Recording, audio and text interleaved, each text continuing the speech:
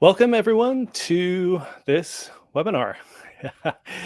We are going to be talking with Jacob Rushfinn about pricing globally.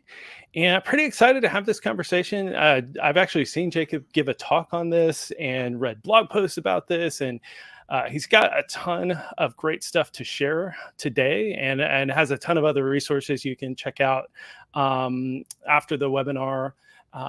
But I think this is one of those topics that can immediately make some revenue depending on your app, your volume, how popular you are in different regions. You might take a few things away today that make you, 1% more, 5% more, in some cases, 10, 20% more money just by like flipping a switch. So pretty excited to talk to Jacob today about these, specific tactics to better understand pricing globally.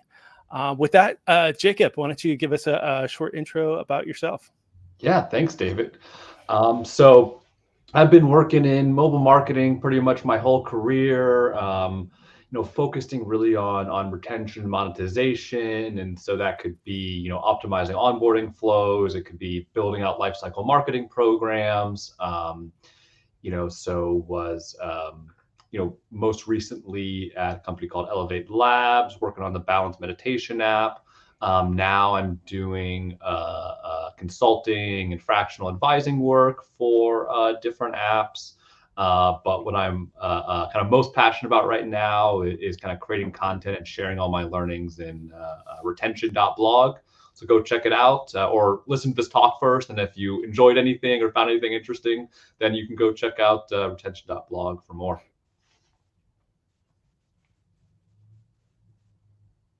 Awesome. Thanks. You did break up a little bit there. I don't know if there's any tabs you can close or if there's anything you can do on your end to make sure the internet's good on your end, but hopefully Okay, that doesn't well, continue.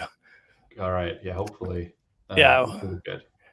All right, a couple more things as we get started. I'm David Barnard. I host the Sub Club podcast, do a ton of webinars like this, and I work for RevenueCat. RevenueCat's mission is to help developers make more money, and we do that in a whole bunch of different ways. We provide an SDK that goes in your app and a backend, and a lot of you know about RevenueCat at this point. But we're actually building some really cool stuff. We just released Customer Center that helps you do win back. And with all the things we're mentioning today around international pricing, we actually have a really cool price testing features built in.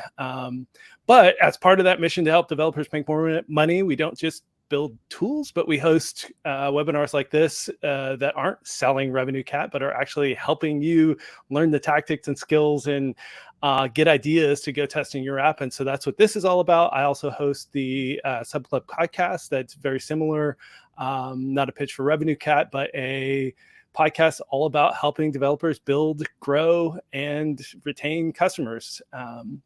So if you haven't heard of that podcast, go check it out, subclub.com. We're going to kick things off today with a poll. So look for the poll tab here. There should be in the bottom bar a little tab that says polls. And the question for today is, do you use Apple or Google suggested currency conversion rates for global pricing? Like, do you just leave the default setting or have you customized? So it'll be really interesting to see with this audience how much customization is going on. Like, are you here to optimize what you've already customized, or are you here to just get started with customizing your global pricing? So if you would go ahead and answer that question. While you're answering, a couple more things. We are going to have a Q&A at the end. We have so much to go through. I don't want to stop for questions in the middle. We're going to try and move quick because there's so much to cover. So we'll do the Q&A at the very end, and typically we'll run over a little bit. Jacob, I don't know if you have a few minutes after to should ask this before, but we'll often go over a little bit to make sure we can answer as many questions as we can. We get a ton of great questions. There's usually a lot of great chats, so feel free to chat during the event. But if you have a specific question for Jacob and or me, go ahead and put it in the questions tab. and we'll answer them in the order of upvoting at the end. So upvote the ones you find most interesting. If we answer one of the questions, downvote it, so that and I might just skip ones that we kind of clearly answered at the end. If you're following along on YouTube, Twitter, or LinkedIn, we do live stream these on other platforms. If you do have a question, try and find that Livestorm link, because that's where we will be hosting the Q&A. And then the last thing is we will share a recording and post this to YouTube. So don't ignore the next. I should probably stop saying that at the start. I mean, everybody just asks, we get this question all the time in the chat, like, will this be posted? Will this be posted? But then you say it's going to be posted and everybody's like, oh, I'll just check out and then catch it later, and then you don't catch it later. So if this is something like meaningful to you, and I do think this can, as I said earlier, can have a meaningful impact on a lot of app businesses, pay attention today so you don't forget, and don't get busy with email and think you're going to catch up, because you're not going to catch up. All right, let's check in on the poll before we get started. I'm going to answer myself because I have to answer to C.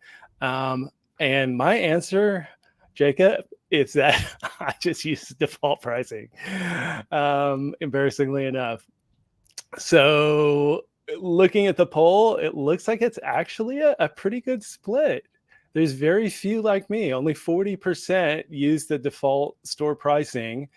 Some people do a little bit of customization, and then a lot of people, 28%, do like a lot of custom pricing. So we got a good audience today, Jacob. That's great. I was expecting it to be a little more heavily weighted toward myself, towards people like myself that just haven't yet dove into custom pricing. So without further ado, let's kick off with the problem statement. And this is kind of an obvious challenge. And Jacob, you actually wrote this, but I'll read it. In-depth pricing research for international markets is hard, and A/B testing isn't always possible due to user volume. And this is, a good reason why I haven't. And I think there's probably a third problem in here, and this is my problem, is that I get so few downloads internationally that it has not yet risen to the level that I think spending time on it would yield much. But maybe there's a chicken before the egg kind of thing as well, is that, spending a couple of hours and just using your defaults could actually make a little more money, even if I don't go, spend a ton of time on it. But yeah, tell me about the problem and what you've seen around this. Yeah. So, pretty much like what you said there. It's, I think a lot of app developers start with one primary market. Oftentimes it's where they're based, or, maybe the US is where they focus. And, when we're trying to figure out, like, okay, well, we have this price that we know works. Oftentimes when we do A/B testing, what we're really doing is A/B testing just the price point in that market. And so we're confident in this price point in this currency in this country. And so I think when we grow, we start seeing, oh, actually, hey, we're starting to get some traffic or downloads in, Western Europe, or we're starting to see some traction in Canada. I think a lot of, depending on what language your app is in, that can often dictate where you start to get other traffic. India is often common, where it's just such a massive country, and there's a lot of English speakers. That can be a one where you start to see volume. I think it's really hard to figure out how to what's the right price point. It's hard to figure out for one other country. It's hard to figure out for a single country where you're the biggest and what the right price point is. It's even harder to figure out what other countries where you're kind of not quite as big. Usually, even when I've worked for big apps, it could take months to actually get stat sig A/B test results for price test for smaller countries. And so it's just a difficult problem. It's also like, I don't know how much time you've spent changing your country's price points in App Store Connect or Google Play. It's slightly easier in Google Play, but it's just hard. And so I think a lot of times it just comes down to like, it's okay, well, I have other problems, and all those reasons kind of combine into going, I'm going to work on something else right now. I think a lot of it comes down to that, and it's just not being as focused upon as much. Yeah, the iTunes. I mean, I have not, as I said, I have not personally localized pricing, but every time I have changed a price or set a price in App Store Connect, that giant list of pricing, I will say, is quite intimidating. And then speaking of which, I mean, this is kind of the next a slide here, is that Apple and Google do automatically adjust pricing across the entire globe, and so. It's not that individual countries don't get automatic price adjustments. All of them do. Both platforms do that. But the point is that they're not optimal, correct? Yeah. And so I actually didn't know this for a little bit, but when if you actually read what Apple and Google are suggesting, the price points they're suggesting are not like, hey, this matches local conversion rates, or this is optimal for your conversion based on your price point. This would see what we see other people are doing. The price points they recommend is so you get the same amount of revenue based on that initial price point.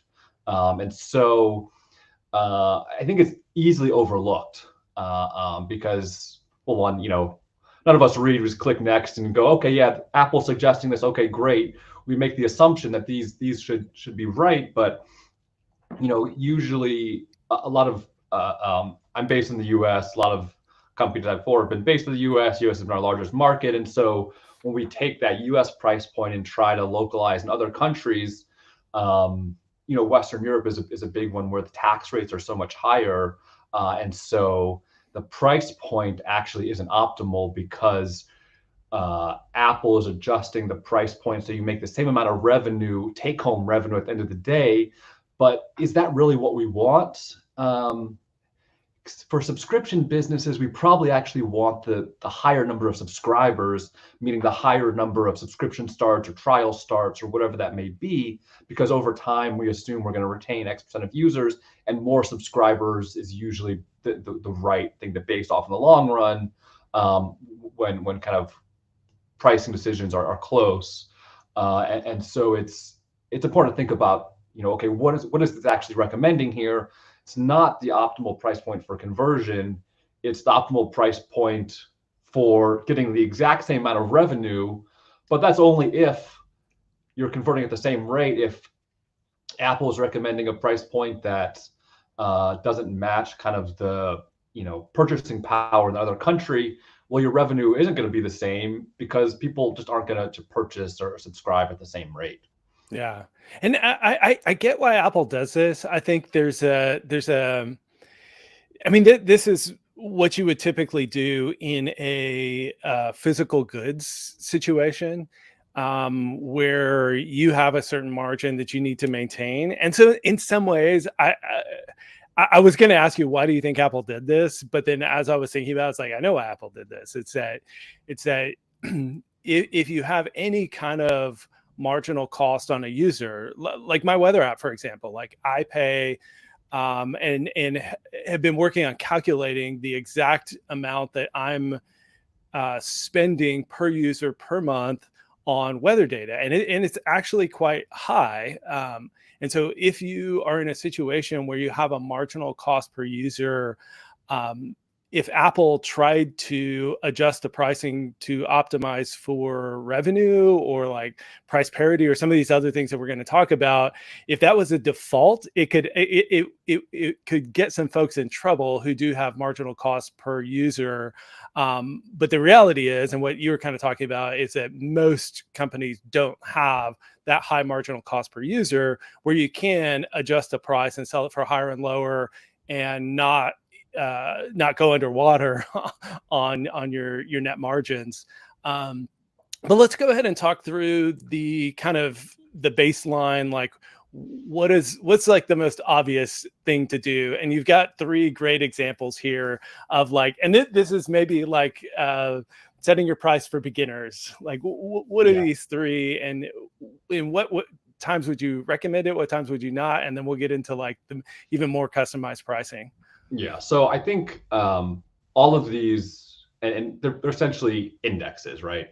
We Netflix, we turn their price points into an index. Spotify turn their price points into an index, and so these are three kind of indexes you can use to localize your price points. You know, we make the assumption that Netflix, big global company, Spotify, big global company, they've spent, you know, millions of dollars on research. Well, let's just copy them. And honestly, like, it's not a terrible approach. I think that Netflix Netflix used to, I think, be like a kind of a standard that people just defaulted to for digital products, how to localize. Uh, when I was kind of assessing their data, I don't think it's the right one to go off of anymore, because it gets really complicated really quickly because of kind of basically like TV and movie licensing in other countries. And so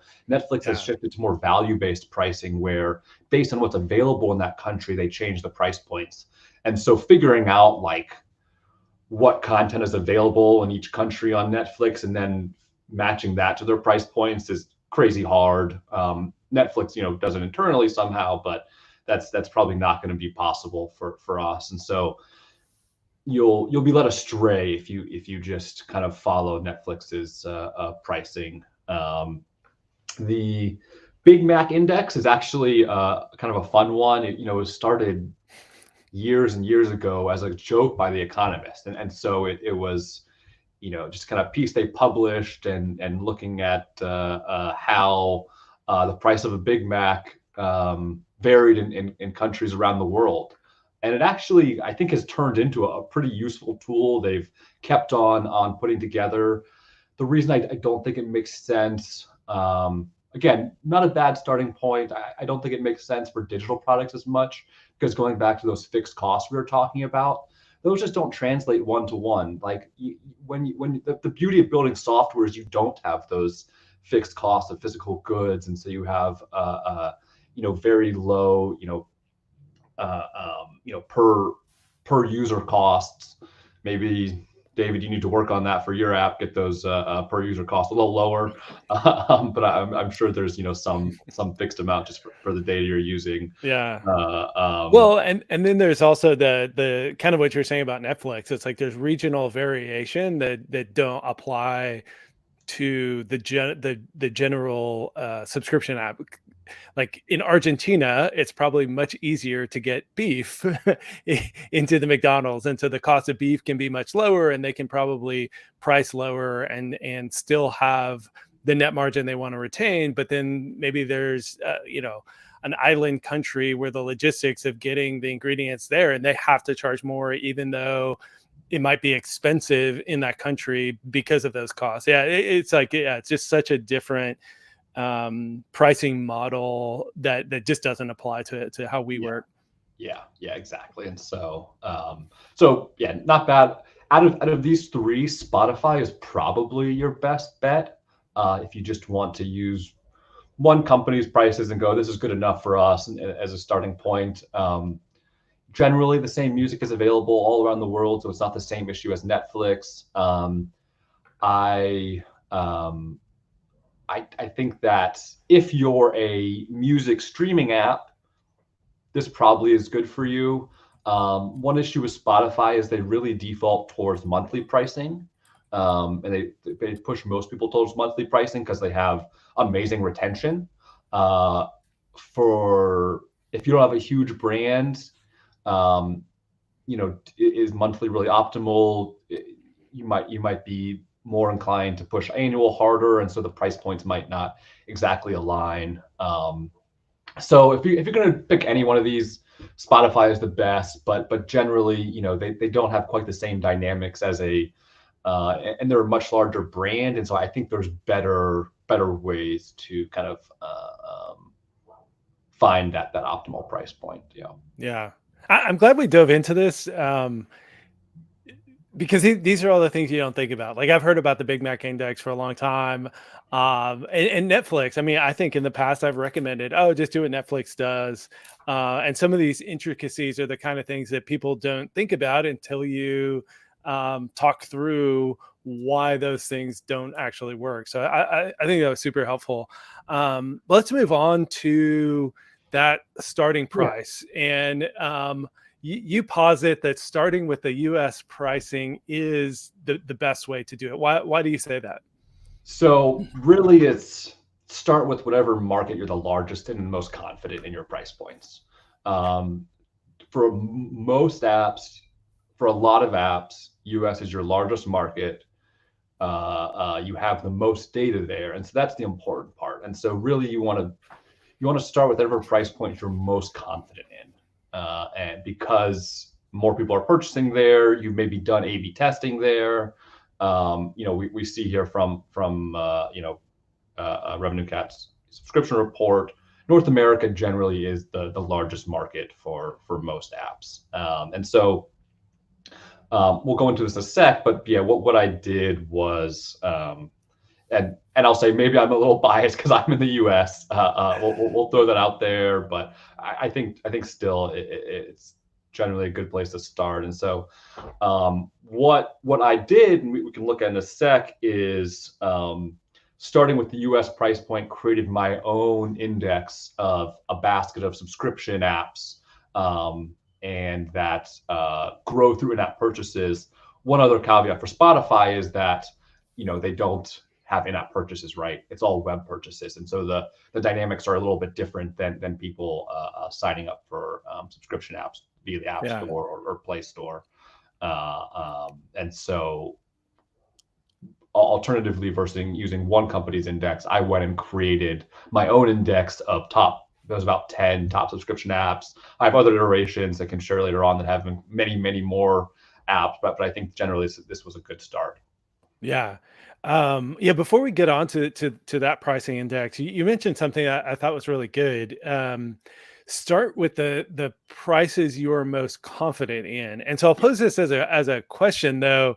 How much price testing do you think an app should do, and how confident do you think folks should be about those prices before they start doing this localization? Or do you think they go ahead and do some price localization, even if you're not super confident, but then just update it over time as you get more confident in how you should price in that main market?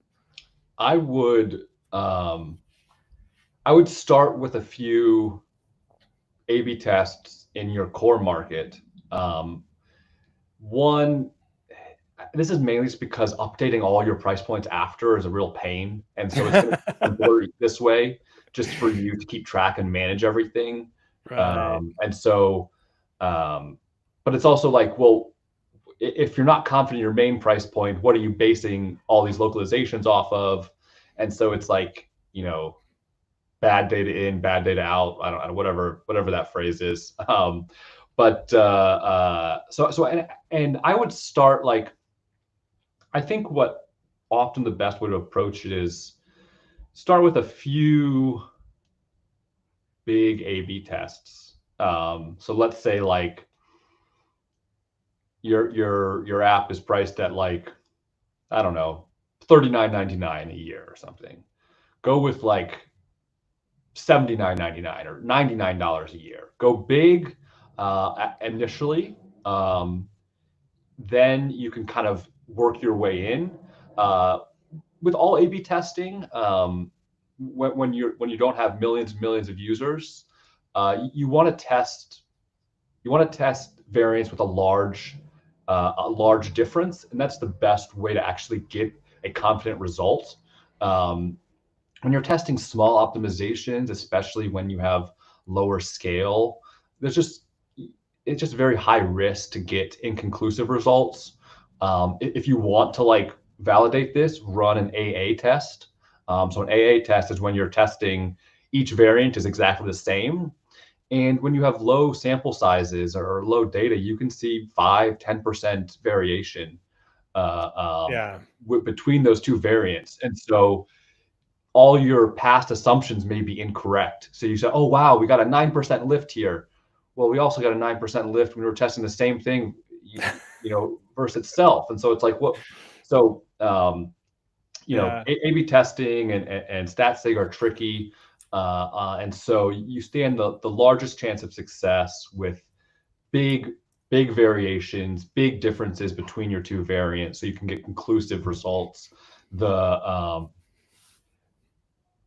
Having a failed test is much better than having an inconclusive test. With a Right. failed test, you learn something. With an inconclusive test, it was just a waste of time. And so aim for big differences, and then do maybe like 2-3 of those if you're still smaller. You'll hone in on a price point that generally was better than where you started. Maybe not like perfectly optimal, but like still pretty good. If we think about like how many real price points do subscription apps have nowadays? What, it's like $29.99, $39.99, $49.99, up to like $89.99, maybe $99. So it's what, like 6. And so just test a few of those, hone in on something that works well, and with like 2 to 3 tests, you can probably get to a good annual price that will work well. Yeah. I'll add one thing to that.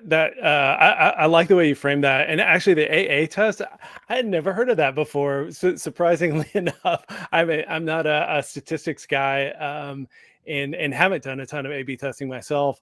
But AA test, that's great. But one thing I'll add to your inconclusive test results is that one thing you can learn from a quote an inconclusive test is whether or not so the way statistical significance works, and you could probably explain this better than me, but if you have a sample size of like 1,000 people, and that's fairly low, but you can get to statistical significance if the difference is higher. So if you had a 20% increase in subscriptions, you could get to statistical significance at a lower sample size.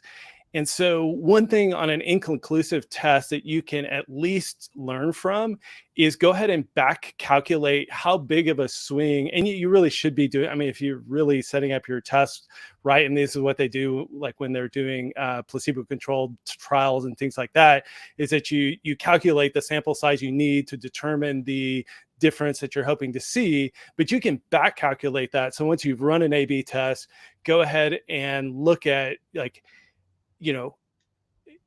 if with that same sample size we had seen a 20% increase, it would have been statistically significant. And then at least you can learn, even though it was inconclusive, that it was unlikely that that price change would have led to that large of a change.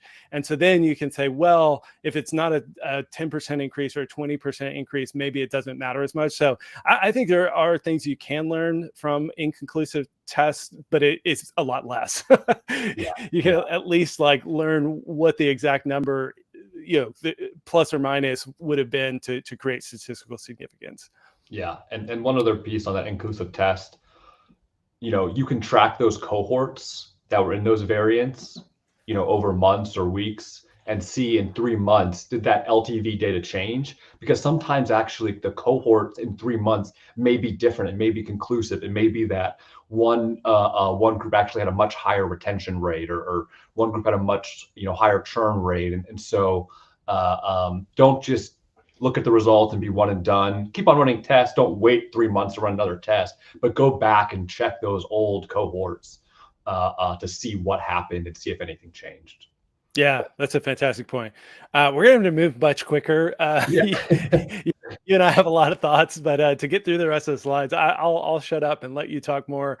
But I don't know, these things. I mean, we could do this for like 4 hours, and I would still have more questions and ideas and thoughts and stuff. But we'll move a little more quickly. So let's move on to your kind of initial price testing, like what your thoughts are on kind of the starting point. So talk us through this slide and kind of these basic rules around adjusting your pricing.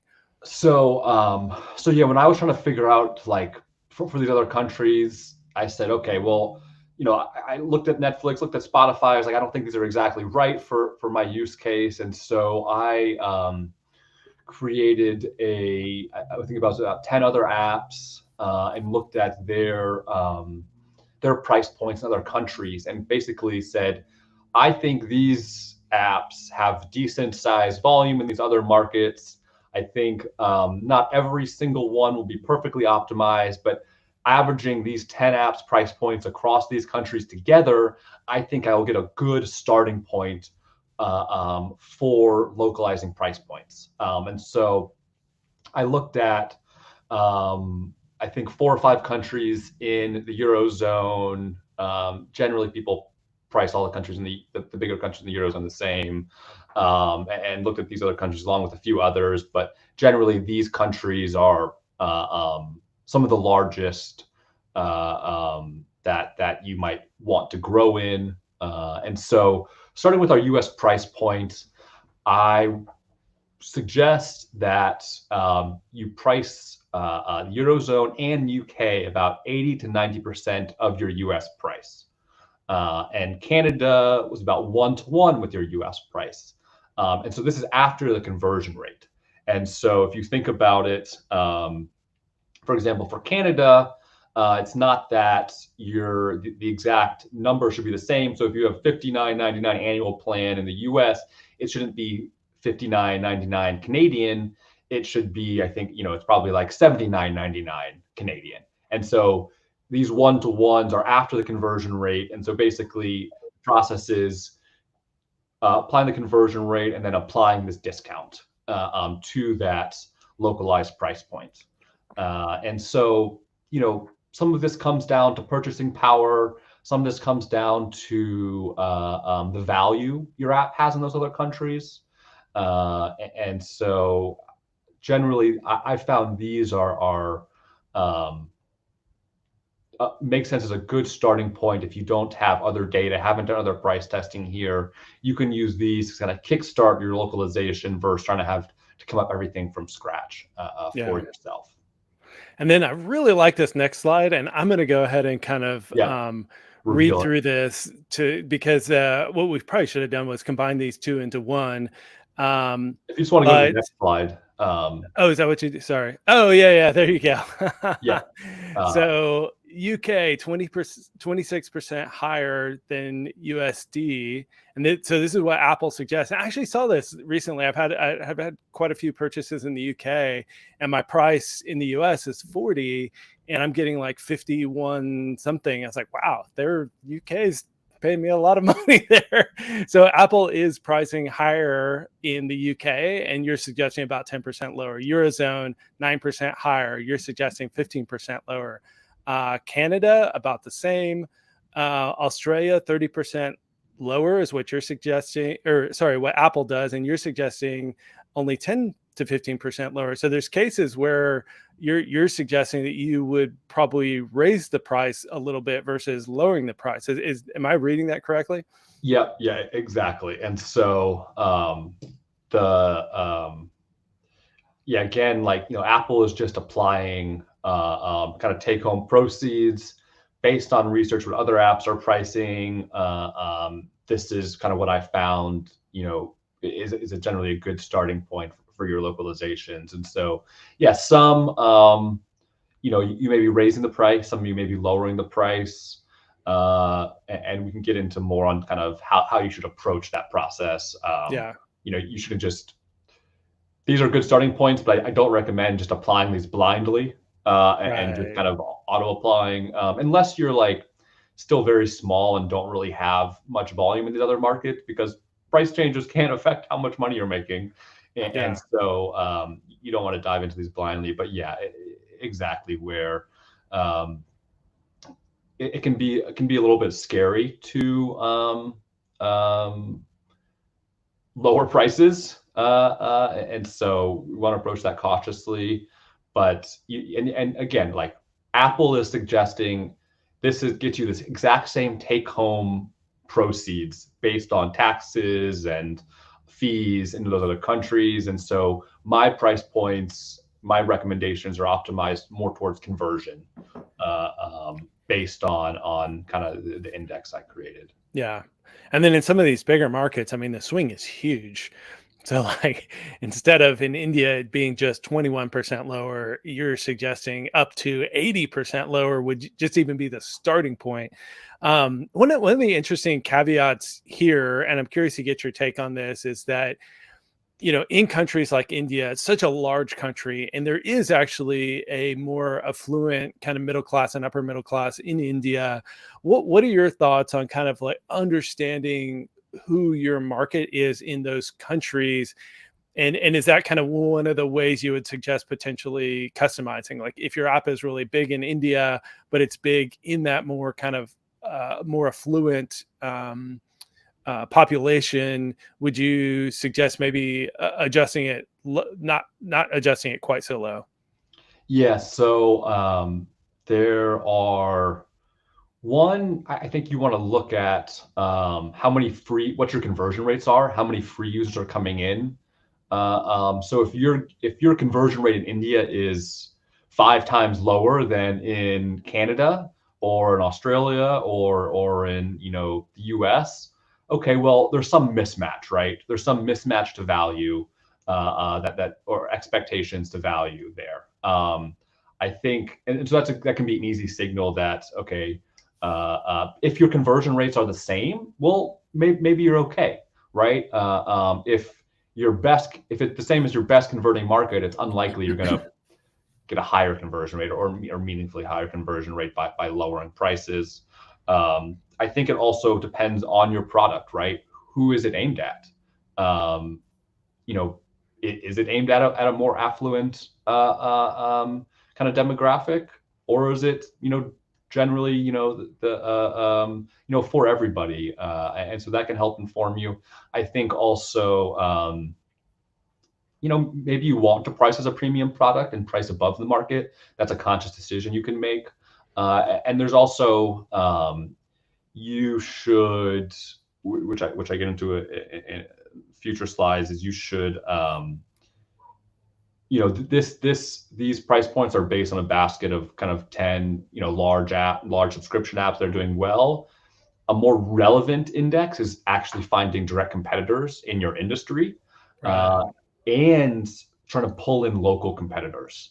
I think local competitors probably have the best kind of pulse on the market, and so understanding how they're price pointing, how they're pricing their products, because they might actually be your most direct and relevant competition, and you might even know about them because you're just focusing on these big global players and you think that's who you're really competing with. But really, these local players might actually be the ones people are actually deciding: do I use your product, or do I use this local company that actually may cater to my needs better and have a price that fits my ability to pay better. Yeah. And then I'll add one more to that as well, is that understand your source of traffic in those individual countries. So like if you've been spending a ton on, meta ads and they're finding you the exact right person, and your conversion rates in the US are incredible, but you're in India, it's, more organic, or you're maybe buying ads, just display ads because they're so cheap. It's like understanding the source of traffic should also kind of be put into that equation. All right, next slide, and you kind of already covered this, that these are just kind of broad suggestions, and of course, take that category specific approach. So you already covered this, but why don't you just step us through this quickly, kind of your thought process of stepping through customizing pricing. Yeah, so I would, pretty much like I was saying, is there's going to be more relevant price points for you, for your product, for your industry, and you really want to know those. You should know, like, who are your biggest global competitors? You should know their price points in other markets, because they're probably done more testing than you. They're probably better optimized. And if you have a similar product focused on a similar audience, that's probably easiest just to kind of copy what they've done and start from there. I think that, most people have probably like 10 markets that drive 90% of the revenue. There may be a long tail, so probably like 10 is good to start. And so there's no and so you actually go to the next so let's say so if I had a meditation app, like Calm and Headspace are the obvious ones, right? They're big global players. This probably provides me with pretty solid information for how to start. We pick our markets and then record our prices. So this part is actually pretty annoying and actually pretty painful. So there are approximations how to get people's price points. There's apps that you can localize the app store. I forget what it's called. I don't know if you know. There's one big one, David, where you can basically change. I think it's like a little mini VPN for your phone. It basically has you can look at the app store in different countries and look at different app listings in different countries. Someone in the chat knows it. Feel free to share. But because you have to list your price points in your app store listing, right? But you don't actually, those don't have to be your super current one. They don't have to show you, it's all your possible ones. So there's the only real way to know actually what price points your competitors are using right now in other countries is to go into the app store, change your app store country, and then go open that app after you've changed your country on your phone. Wow. I'm less familiar with the Android process here. So again, if somebody has the process here, I should have said this earlier. These price suggestions were only done for iOS apps, but generally, like the purchasing power, generally it'll be a similar range here. And then you also don't know for sure if you're in an A/B test or not. Right.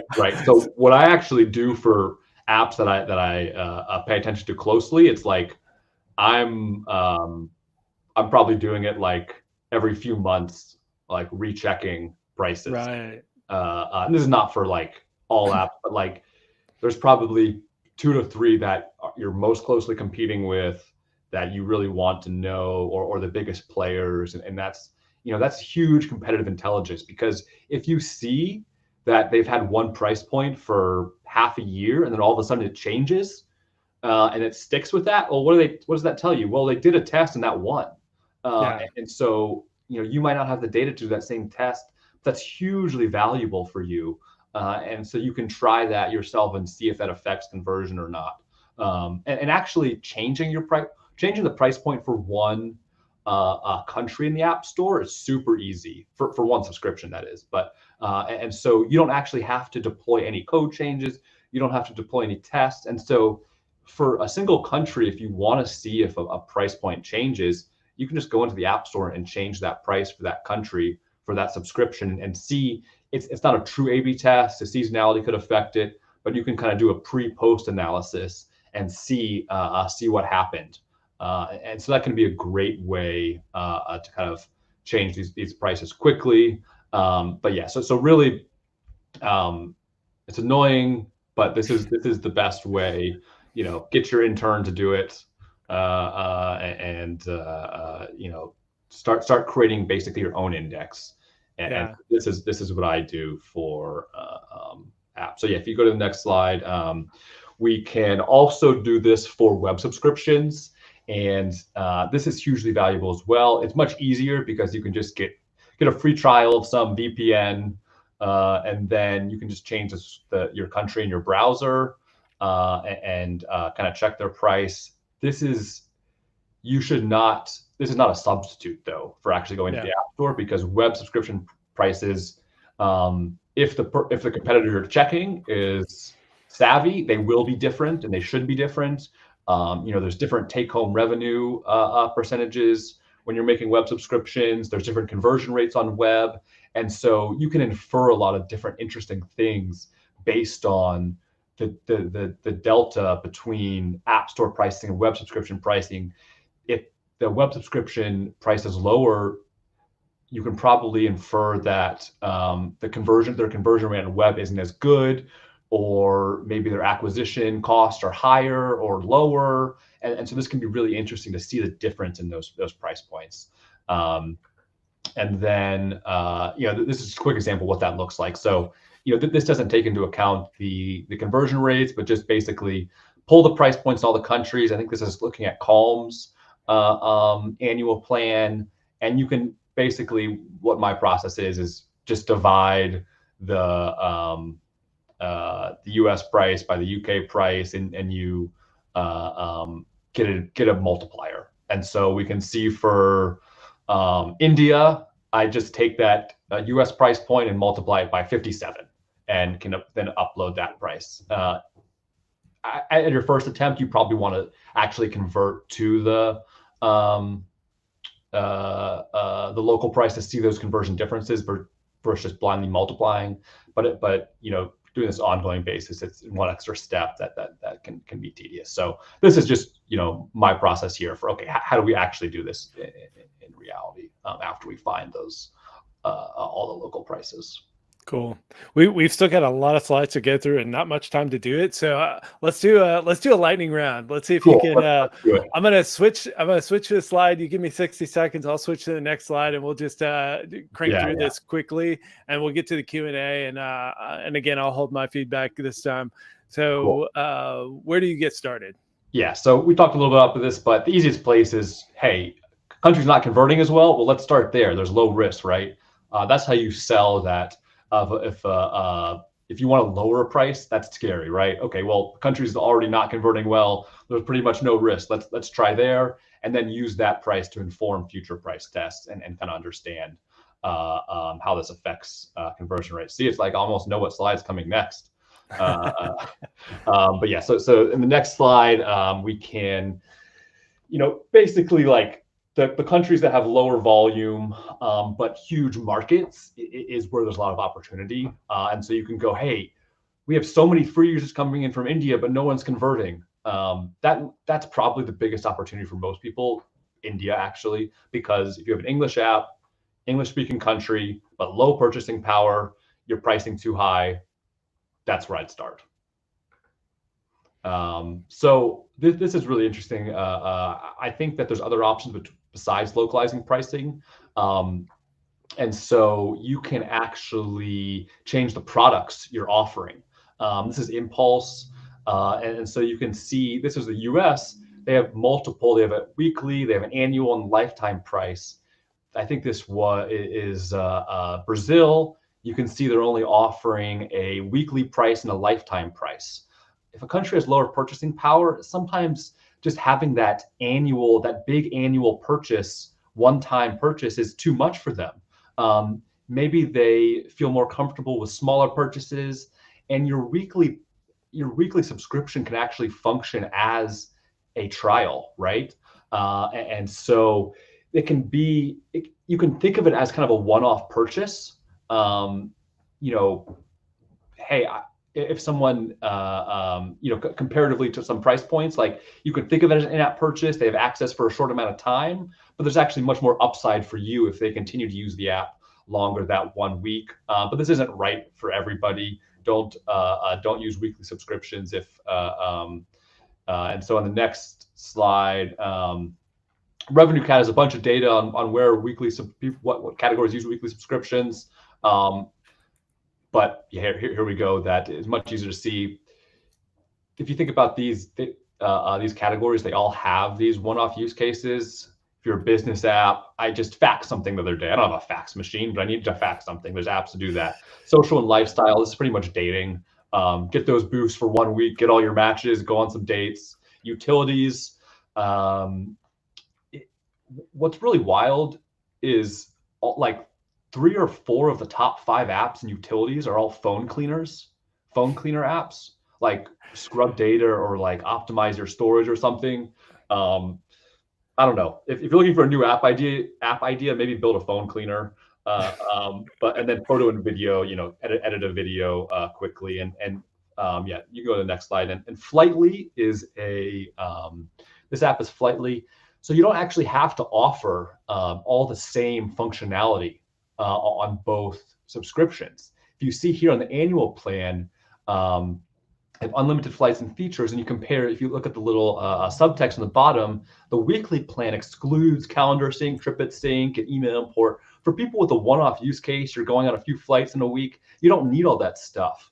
And so this can be what features are available on what subscriptions can actually be helpful to nudge people to the more valuable plans for you. And so I think this is a really underused tactic in terms of offering different functionality on different subscription plans to help optimize your subscription mix. And so I think this is a cool tactic to think about as well. All right, and so, I published this post on weekly subscriptions. You all sent me kind of this data. Long story short, there's a little difference by region, but not much. So if you're curious there. So lastly, you can go to the next slide. If you're launching a new product and don't know where to start because you don't have any data, try the Van Westendorp price sensitivity analysis or survey. Basically, go Google it after this if you're interested, but it's 4 questions. And that if you go to the next slide, it kind of forms this where these points intersect, gives you a range of where your price point should be. This is a little teaser. Go check it out. It's super easy survey to run. And as always, analyze, test, and iterate. These are starting points, but this is never going to be the final product. So keep going from there. Don't stop here. Awesome. That was a great speed round. Good job. Yeah. I think that was the most kind of density of value per time of the whole webinar. Right. I love it. All right. We do have a few minutes for questions. And as I said, I don't mind going over. It sounds like Jacob has a little extra time as well. So let's jump into the questions. Pull that up. So sorry, I'm getting my screen dialed in to answer these questions and sort by upvotes. All right, the most upvoted question. After you conclude your A/B test, what do you do about all your failed SKUs? Do you leave them and maintain those subscribers in their current subscription, or do you retire the SKU and try to migrate those subscribers over? What are your thoughts? You leave them. It's I think that's what most everybody does. It's they're still paying you. There's much more risk with trying to move them over to creating higher churn.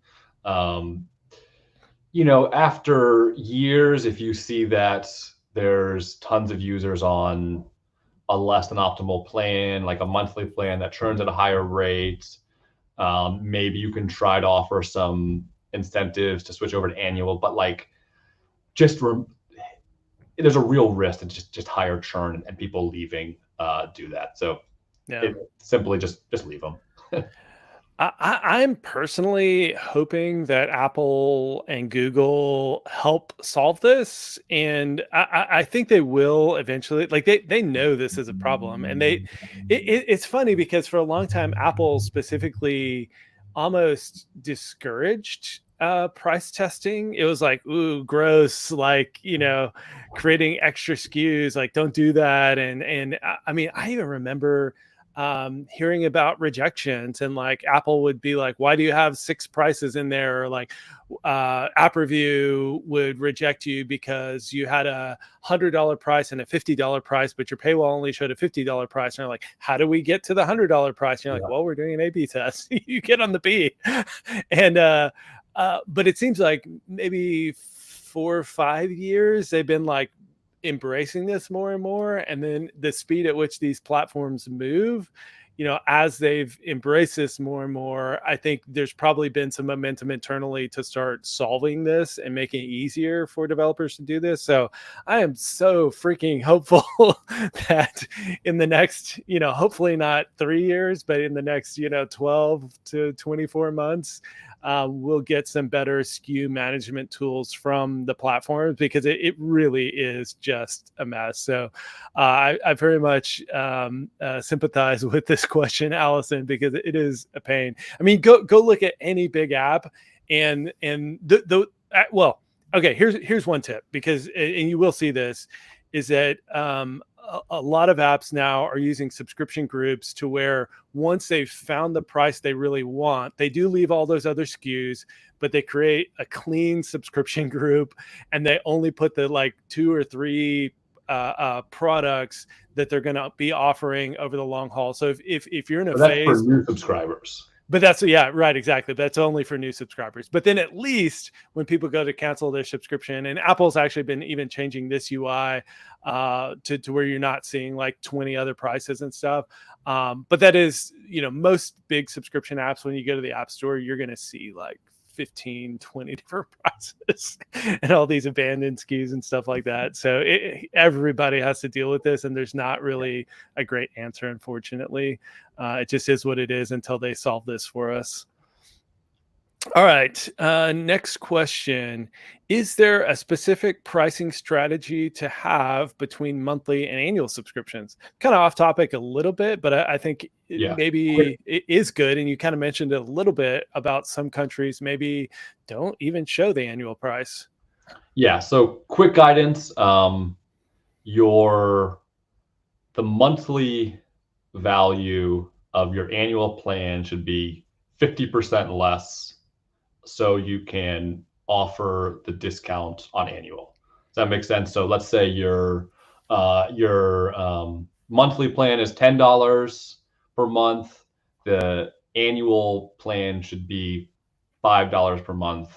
Equivalent. $60. So $60. Yeah. When I pulled the top price points or the price points for the top like 25 apps in a bunch of categories, the basically all of them follow the strategy. So that it's kind of good, set it and forget it. Where because the annual plan is more valuable. Usually, I think in Tammy Taw's presentation at conference, Google she had some data that like discounting your annual plan by 50% will generate 50% more revenue over a 2-year LTV. And so, pretty strong data there. Yeah. And I'll reiterate, kind of your advice for pricing generally is that that's the starting point, set and forget. Like that's where you want to start with your split between annual and monthly.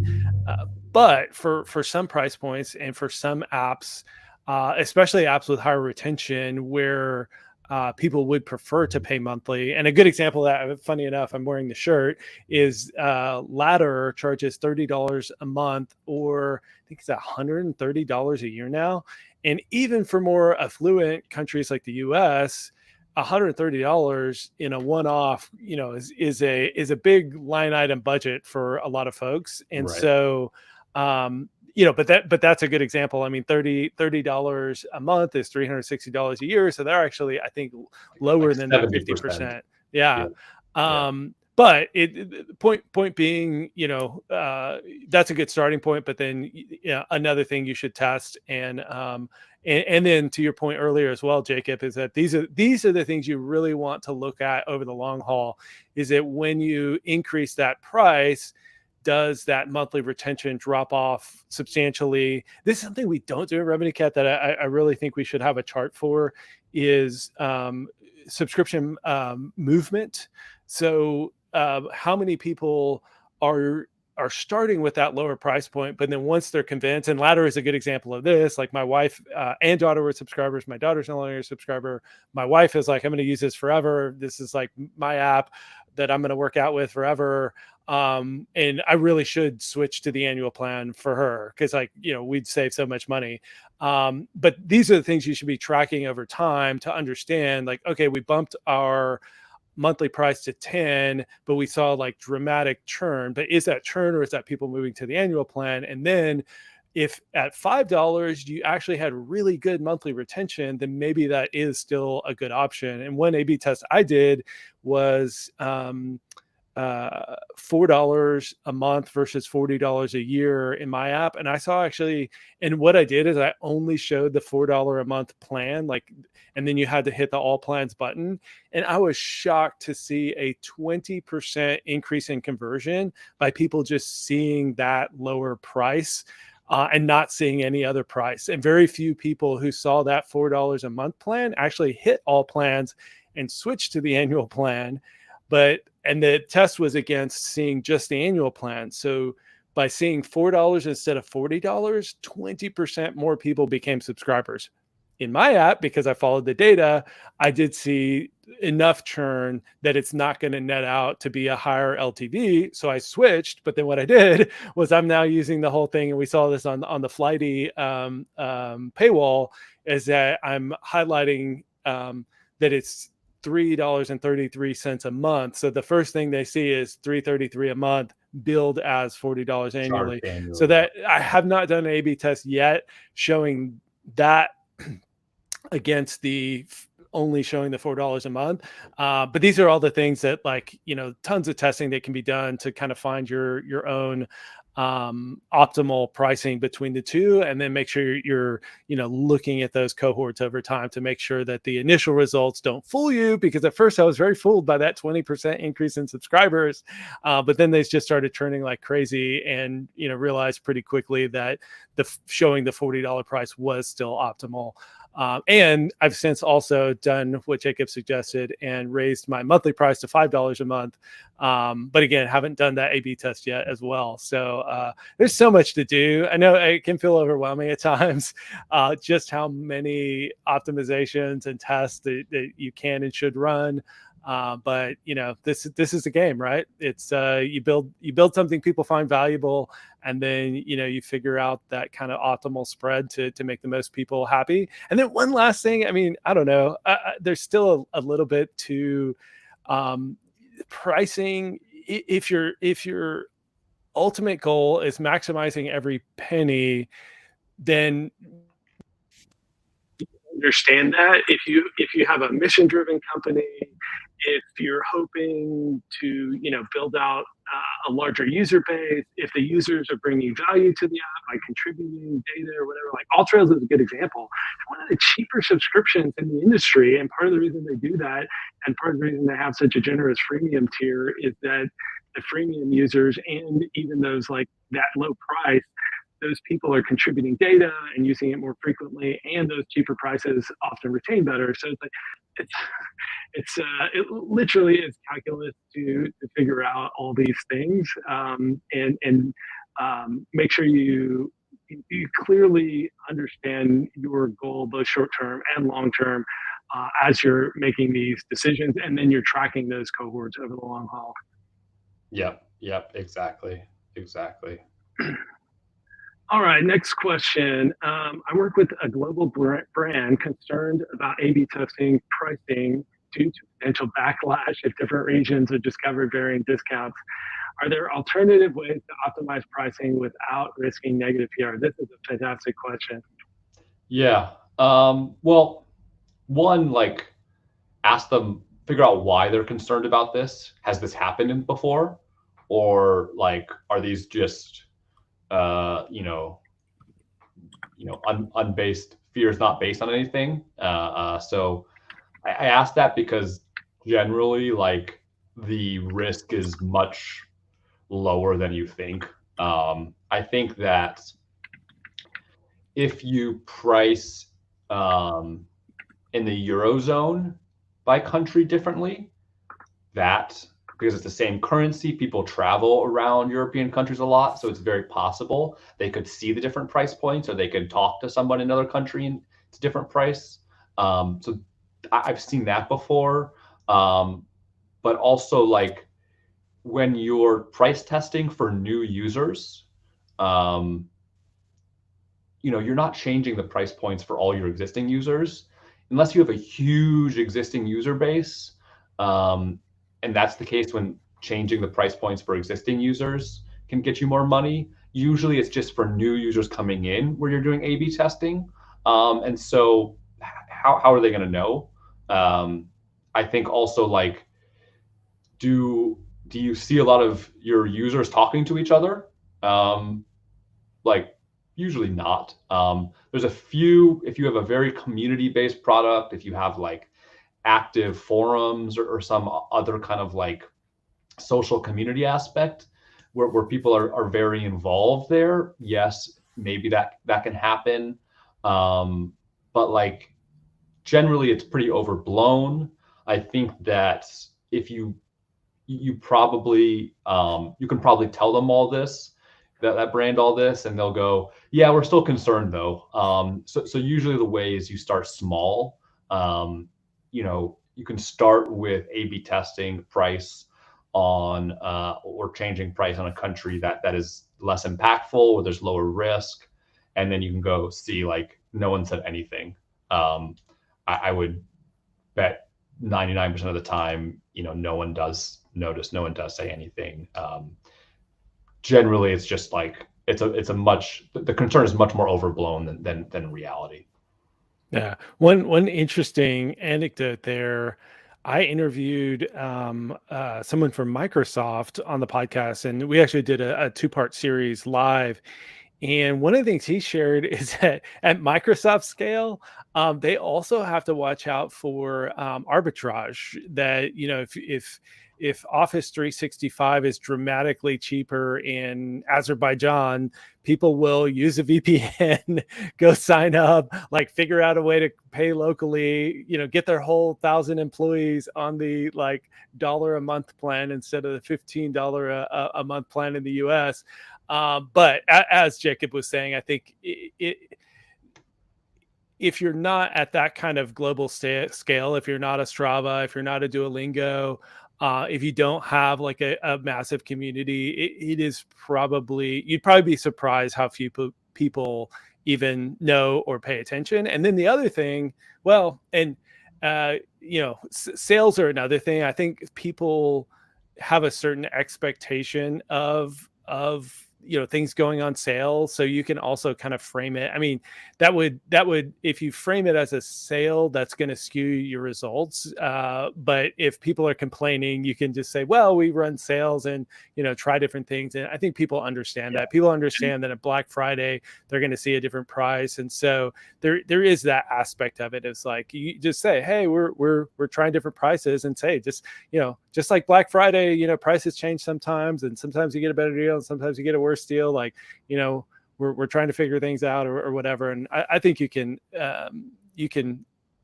manage some of that PR just by communicating well. Yeah, and just tell your customer support team, if anyone reaches out, just give them a lower price, just give them a discount. Usually you get a couple people reaching out to support, nothing publicly, and then you just give them the lower price and you're fine. Yeah. All right, next question. In order to A/B test pricing on iOS, how is it done? Do I create a separate subscription in the same group? Say monthly at $19.99, monthly at $39.99. But if I do that, the user can go to their device settings and see all plans. What are your latest thoughts on this? I mean, we've written blog posts on this and talked about it for years. Do you have any kind of like latest and greatest tips, Jacob, on like structuring these tests and subscription groups? And I mean, it's a very complex thing to dive into. Yeah. I think generally, honestly, I refer back to Revenue Cat's blog post on how to manage subscription groups. And it's like, it's so complicated. Like, I often forget all the nuances of like how to manage those things. I think that, do I create a separate subscription in the same group? Well, usually, yeah, right? Because you're, and then I think that, but you're not, it gets complicated, and sorry, I don't have perfect advice here. I think it really depends on your subscription group setup, how you have different things already managed. I think you're gonna, like in Revenue Cat, you're creating a new offering and adding those SKUs to that offering, and then testing those two offerings versus each other. And so, like, unfortunately, I don't have a perfect answer here. I think a lot of it depends on exactly like what your setup is in the app, and you kind of just I think you all have, your Revenue Cat has great kind of guidance here that is probably can do more justice than I can. Yeah, one thing to note on subscription groups is that a lot of folks have gotten in trouble with subscription groups, and Apple for a long time, this is one of the things they discouraged as well.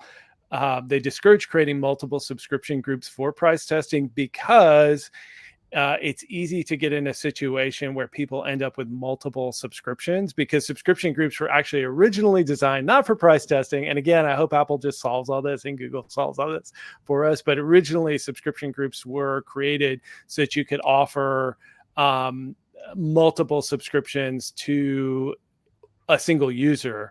And so that's how they work now, is that if you have a subscriber on one subscription group and for some reason they're able to see a paywall or go into settings or somewhere you forgot that it existed, and they're like, oh, I'm not subscribed, and then they subscribe on the second subscription group, now they have two subscriptions to the same product, which again, there's supposed to be different products per subscription group so that you can have multiple subscriptions. But again, we have a lot of documentation on the Revenue Cat blog about this, and we probably should do. I know Peter, my colleague at Revenue Cat, is listening. We really should do like an ultimate guide to subscription price testing. I think we have various forms of that on the blog, but we really need to probably pull it all together into a single, like, here's step by step, like, and here's why you don't want to create multiple subscription groups. Here's when you do. So keep an eye out for that. We'll try and get some work done on that in the not too distant future. But it's a mess, Kathy. Sorry. And I wish we had better answers for you. One thing you shouldn't worry about people going to the device settings and seeing all plans. If someone is that motivated, great. They're going to purchase a subscription from you. You're trying to get someone to buy something. If they want to go get a lower price, great. They still bought something. They still subscribed. And so if someone is that motivated, that's fine. And so this is, you can see a lot of Tops apps. They go to see all plans, but it's an absolute mess of different options there. And so this is a common issue when you're testing different subscription prices. You try to go and clean them up every once in a while, but don't worry that there's not going to be that many people that's going to go and do that. Yeah. All right. Next question. I like this one. What are your thoughts on offering different prices or promotions based on the states in the US? And then this would maybe then apply also more broadly, different regions in India, different regions in China. Yeah. What are your thoughts on hyper localized pricing? I've never seen it done with digital products. With physical goods, that happens, right? Like in one grocery store in one state, I think the price of eggs are going to be different, whatever. I have never seen this done. I don't know of an easy way to do it, because like you're going to get like asked for location permissions because IP address is not super accurate on a state level. If you're close to a border, it's not going to be accurate. If you move in your house, is it going to change? I think it's probably too complicated to really focus on. I also, I don't know if there's like, I don't think there's probably price discrimination laws at that level, but like, there's also going to be like, are you going to keep track of all the different like taxes? And I think if you're offering different things on a state by state level, you might need to do that. I'm not the expert on that. I think that generally you're going to find more value offering different prices or promotions based on subscription status or user type than that level. Like that's going to get you much more value for going, hey, this is a free user, they're active, let's give them a discount, or this person just signed up and didn't convert, let's give them a discount, or things like that. Generally, behavior, actual product behavior, people have much more in common with than like the demographic data. So generally that's better. So I don't know. Have you ever seen this, David? No, I haven't. And then I was going to follow up on some of what you were saying, is that there are price discrimination laws, so you do have to be careful. I don't think it would be on a state by state No, basis, it's but usually was it protected Tinder classes. that had a lawsuit for like charging more to men versus women, Yeah, and Bumble, I think. Bumble? Yeah.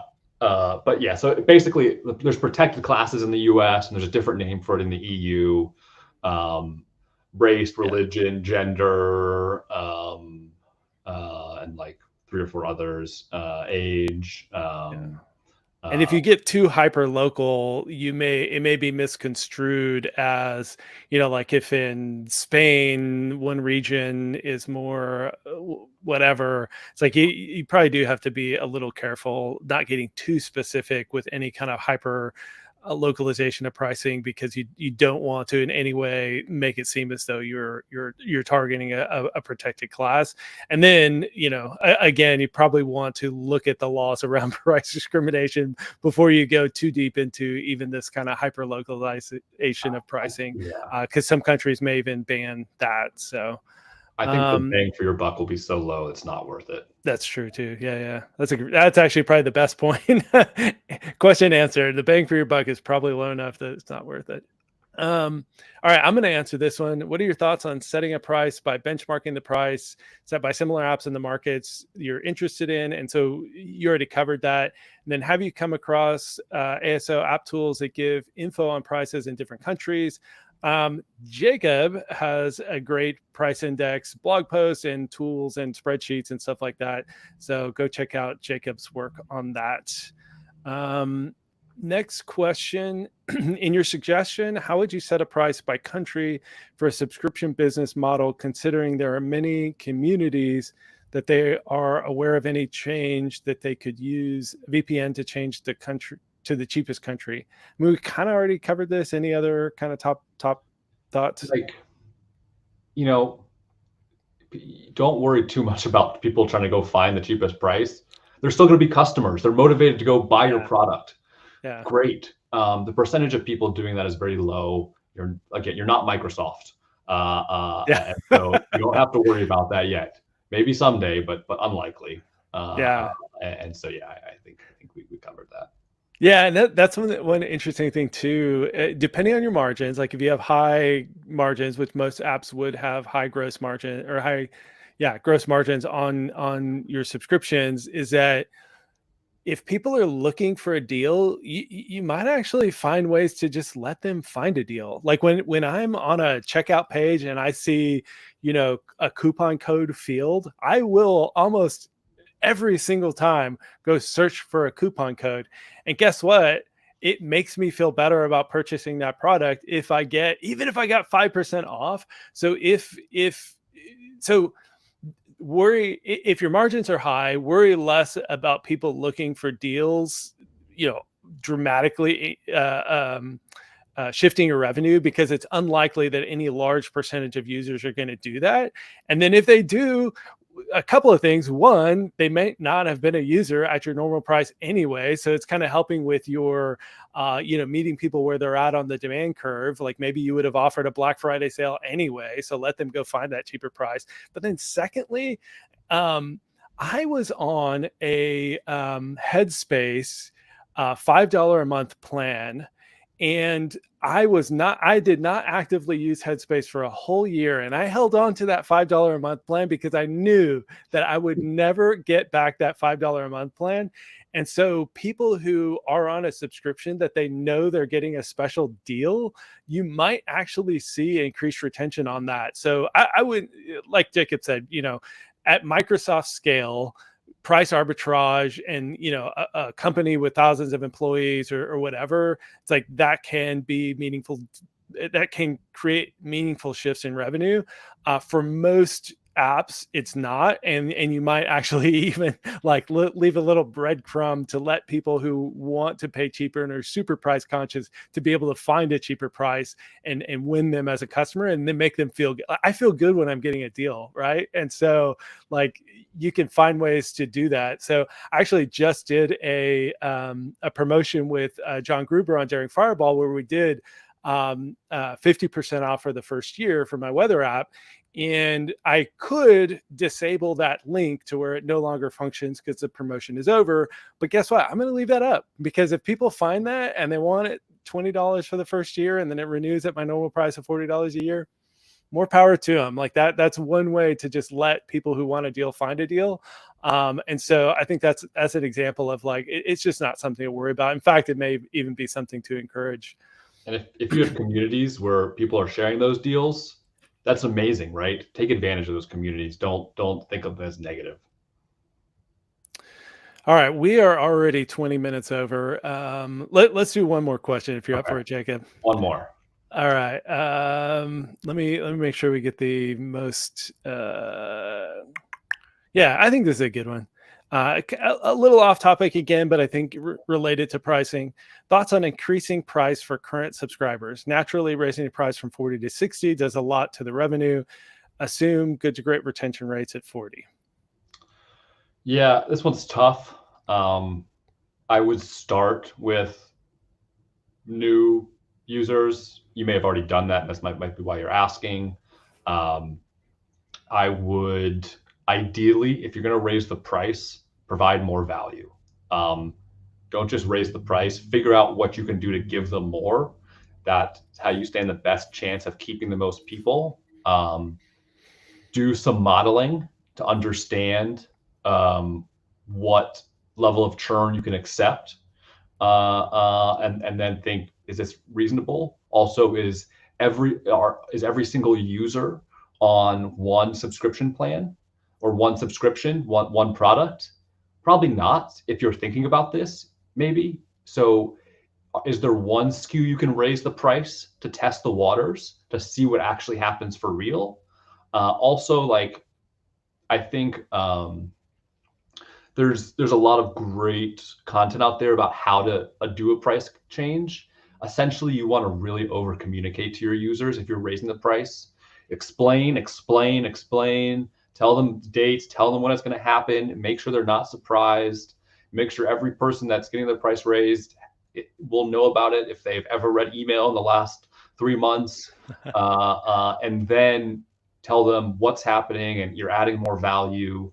And yes, figure out if you can test the waters on a small scale first. And if you haven't tried raising the price for just new users, figure out, you can also estimate conversion rates. If you raise the price for 40 to 60 to new users, if you haven't already done that and conversion rates drop off, well, maybe your product isn't quite as valuable as you thought it was.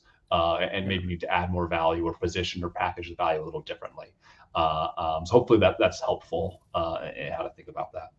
And then one thing you definitely want to keep an eye on is on iOS, Apple has very specific rules that if your price change is over, over $5 or over some percentage, I should know this off the top of my head. I'm embarrassed to not know it. But Apple has certain rules where if you raise the price by a certain amount,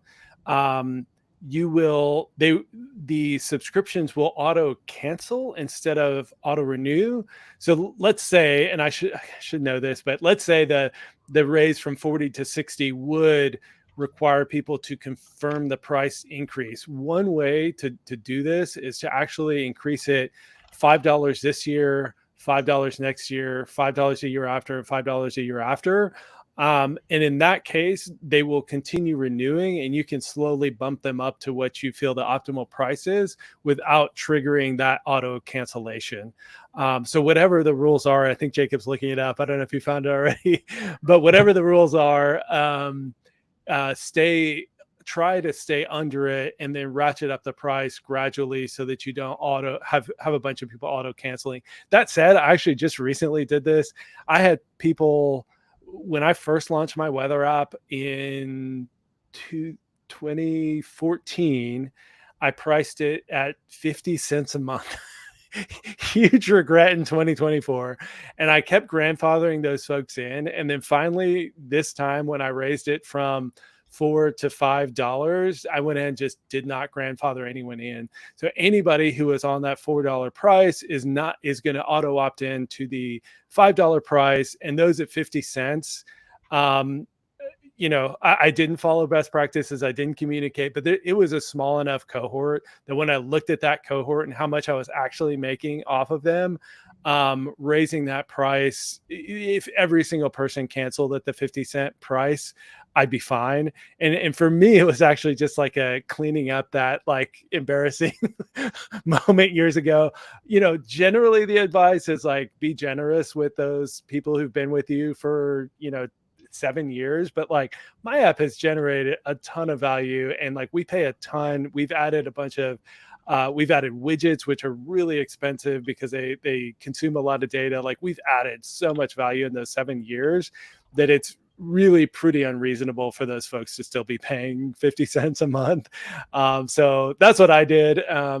Probably not the perfect best practices, but sometimes you just, make a big cut and you weigh the downsides, and it's going to be fine. So yeah, hope that was helpful. But with that, let's wrap up. It has been a ton of fun talking, Jacob. Thanks for staying late to answer questions. You can check out retention.blog. That's where Jacob shares a ton of his stuff. As I mentioned, he's done has tools and spreadsheets around pricing that are super helpful. Anything else you wanted to share, Jacob, as we end this? Follow me on LinkedIn too. I post stuff there too and share good insights. But yeah, go subscribe to retention.blog if you thought anything here was valuable. And there's more great stuff there. So yeah, thank you all. I really appreciate you having me on, David. Yeah, well, and thank you for joining us. Well, I learned a lot. So it's kind of fun hosting these things because I actually, and I mean, even hosting the podcast, it's fun to get to learn from folks like you. Probably 5 things today in this conversation that it's like, oh, yeah, that's great. So thank you, Jacob, for being so willing to share. Even though, I mean, Jacob is a consultant, so he charges for his time. But I appreciate you and so many other folks in the industry being willing to share insights and not just kind of only share them with your clients. So I appreciate it. Yep.